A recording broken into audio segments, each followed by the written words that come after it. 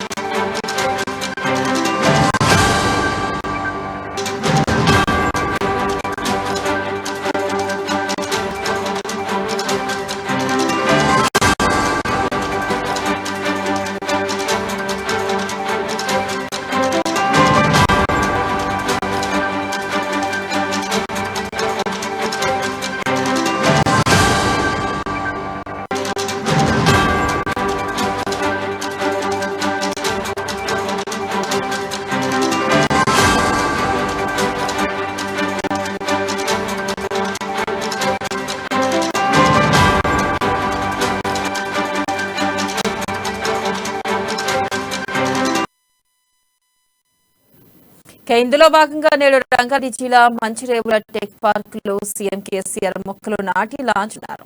1.25 లక్షల మొక్కలు నాటాలని లక్ష్యాన్ని నిర్దేశించుకున్న అధికార యంత్రాంగానికి మార్గదర్శకాలు ఇచ్చింది. ప్రత్యేక రాష్ట్రం ఏర్పడిన తర్వాత కేసీఆర్ నాయకత్వంలో తెలంగాణ రాష్ట్రం పునర్నిర్మాణం దిశగా అభివృద్ధి రంగాల్లో దేశానికే ఆదర్శంగా నిలిచింది. హరితహార కార్యక్రమం ద్వారా ప్రపంచ వ్యాప్తంగా పర్యావరణానికి ప్రాధాన్యత పెరిగింది. భవిష్యత్తు తరాలకు ఆహ్లాదకరమైన చల్లని వాతావరణాన్ని, స్వచ్ఛమైన గాలి అందించేందుకు, జీవ వైవిధ్యతను కాపాడేందుకు 2015లోనే తెలంగాణకు హరితహారం అనే కార్యక్రమాన్ని అత్యంత ప్రాధాన్యత అంశంగా పరిగణించి అమలుకు శ్రీకారం చుట్టింది.